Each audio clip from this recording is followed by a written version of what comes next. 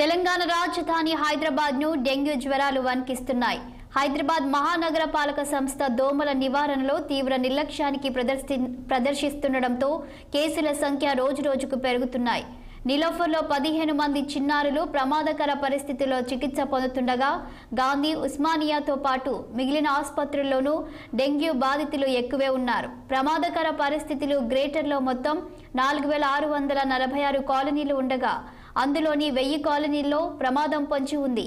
దోమల నివారణ చర్యల్లో జీహెచ్ఎంసీ వైఫల్యమే అందుకు కారణం. వైద్య ఆరోగ్య శాఖ, జీహెచ్ఎంసీ సంయుక్త ఆధ్వర్యంలో ఈ నెల 5 నుంచి 15 వరకు నగరంలోని 108 డివిజన్లలో 456 వైద్య శిబిరాలు నిర్వహించారు.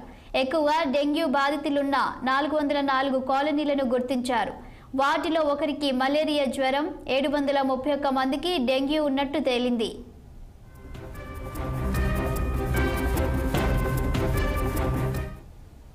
దీనిపై మరింత సమాచారం మా ప్రతినిధి శ్రీనివాస్ అందిస్తారు. శ్రీనివాస్, చెప్పండి. హైదరాబాద్ లో డెంగ్యూ జ్వరాలు వణికిస్తున్నట్లు తెలుస్తుంది. దీనికి సంబంధించి అధికారులు ఎలాంటి చర్యలు చేపట్టారు? గత కొద్ది రోజుల నుండి హైదరాబాద్ లో డెంగ్యూ జ్వరాలతో కూడా వణికిపోతున్న పరిస్థితి.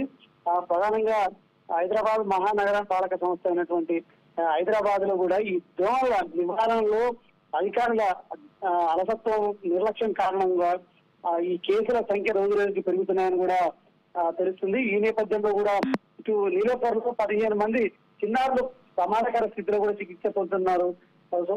అదేవిధంగా గాంధీ, ఉస్మానియాతో పాటు మిగిలిన ఆసుపత్రుల్లో కూడా డెంగ్యూ బాధితులు ఎక్కువగానే ఉన్నారు. ఏదైతే ప్రమాదకర పరిస్థితుల్లో కూడా గ్రేటర్ మొత్తంలో కూడా ఇప్పటికీ దాదాపు 4646 కాలనీలు ఉండగా అందులో 1000 కాలనీల ప్రమాదం కూడా ఈ డెంగ్యూ దోమల ప్రమాదం పెంచి ఉందని కూడా ఇప్పటికే హెచ్చరికలు జారీ చేస్తున్న నేపథ్యంలో కూడా ఈ జిహెచ్ఎంసీ అధికారుల నిర్లక్ష్యం కారణంగా రోజు రోజుకి వీటికి సంబంధించిన రోగుల సంఖ్య పెరుగుతుందని చెప్పొచ్చు. ఈ నేపథ్యంలో కూడా ఈ నెల 5 నుంచి 15 వరకు నగరం 108 డివిజన్లో కూడా 456 వైద్య శిబిరాలు నిర్వహించారు.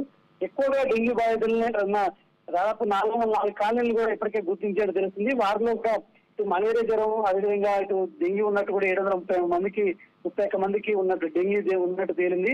సో అంటే దీన్ని బట్టి అర్థమవుతుంది మొత్తం హైదరాబాద్ అంతా డెంగ్యూ కోరల్లో కూడా కొట్టుమిట్టాడుతుందని కూడా తెలుస్తుంది. సో ఈ నేపథ్యంలో కూడా అధికారుల నిర్లక్ష్య వైఖరి దీనికి కారణం అని కూడా ఇప్పటికే బాధితులు ఆరోపిస్తున్న పరిస్థితుంది.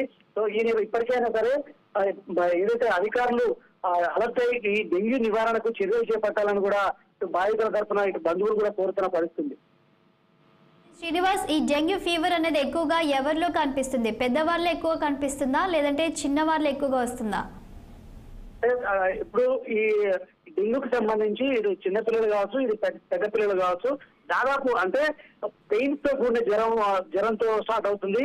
ఇటీవల కాలంలో ఇలాంటి ఏదైతే సిమ్టమ్స్ ఉన్న పరిస్థితి ఎక్కువగా కనిపిస్తుంది. అంటే జ్వరం వచ్చిందంటే ఖచ్చితంగా ఈ నొప్పులు, అదేవిధంగా ఎడ్డేకుతో కూడా బాధితులు హాస్పిటల్కి చేరుతున్న పరిస్థితి. సో ఈ నేపథ్యంలో చిన్న పిల్లల నుండి పెద్దవాళ్ళ వరకు కూడా ఈ కేసులు నమోదవుతున్న పరిస్థితి. ఇది ఆందోళన కలిగిస్తున్న అంశం కూడా ఇప్పుడు నిపుణులు చెప్తున్నారు. కాబట్టి ఖచ్చితంగా చిన్న పెద్ద తేడా లేకుండా ఈ డెంగ్యూ, మలేరియా, ఈ జ్వరాలు ఇబ్బంది పెడుతున్నాయని కూడా ఇప్పటికీ చెప్తున్న పరిస్థితి. కాబట్టి ఖచ్చితంగా ఈ నివారణ చర్యలు వెంటనే చేపట్టాలని కూడా అధికారులను కోరుతున్నారు.